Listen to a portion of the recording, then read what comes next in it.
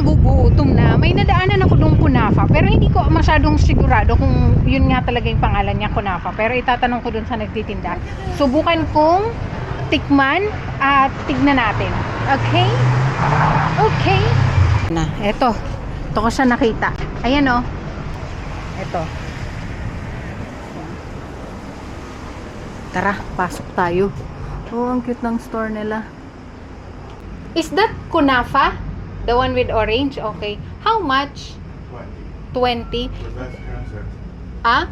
With ice cream 30. With ice cream 30. I want one with ice cream. Ito pa yung ibang dessert nila. Yan. Have a seat. The name is kunafa, right? Kunafa? That's the name? Yes. Okay, kunafa. Okay, thank you. Okay, so andito na ako. Subukan kong kumain dito, tapos pag hindi ko naman naubos, pwede naman daw i-take out. Ibalot natin kasi sayang. Ayun, upo muna tayo dito mga kababayan. While waiting.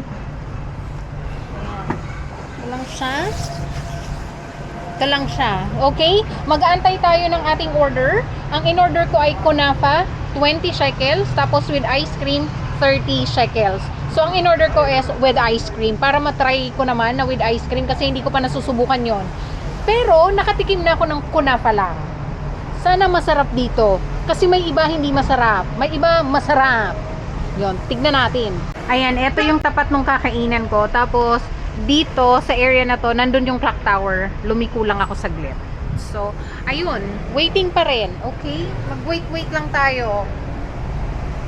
Ngayon na lang ulit ako makakatikim nun.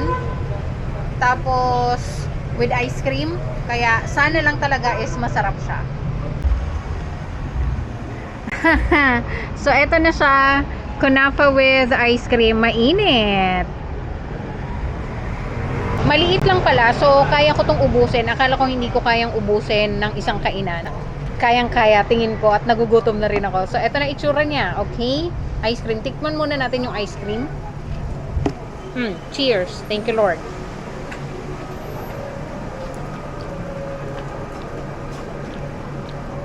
Masarap yung ice cream. Vanilla flavor yata. Pero masarap. Creamy. Isa pa.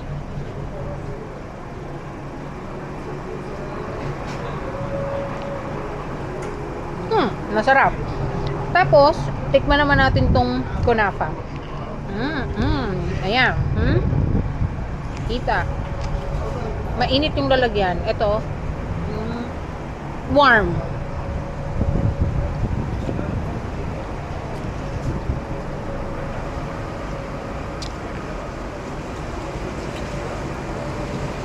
Ayan. Yay! Isa pa.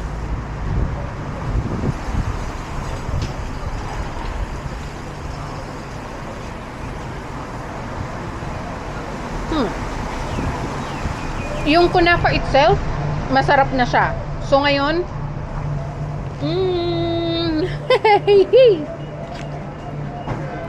so ngayon, samahan natin ng ice cream.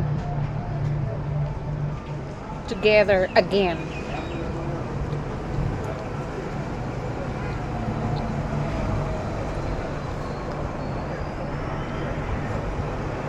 Na ano sa ngipin ko. Malamig. Nangingilo yung ngipin ko. Pa.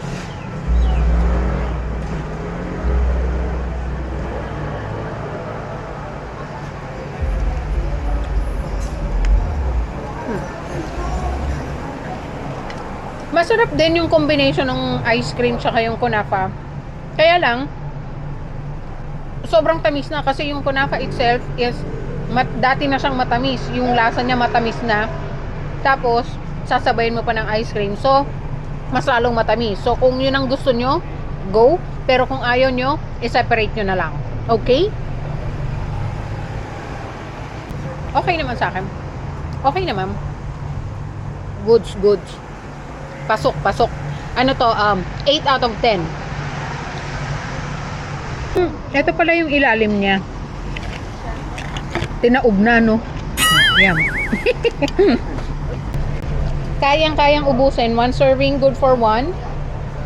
Pero kung gusto mo mag-share, pwede naman. Last bite.